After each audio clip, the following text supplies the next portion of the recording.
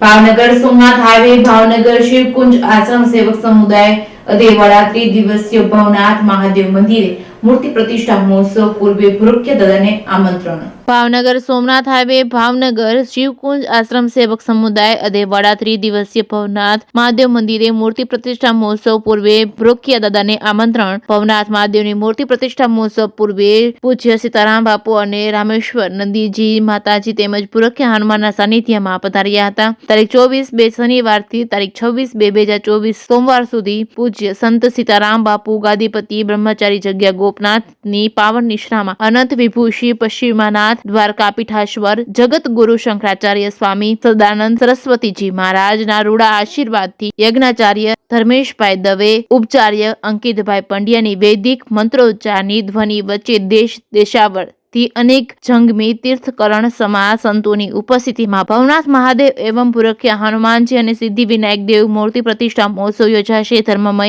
સેવા સંસ્થાન જગમી તીર્થકરણ સમા સંતોની જગ્યાઓના સેવક સમુદાયના સંકલનથી ભવનાથ મહાદેવ મંદિરે પ્રતિષ્ઠાનો દિવ્ય ઉત્સવ ઉજવાશે. Reporting by Natwarlal Bhatia, Damnagar.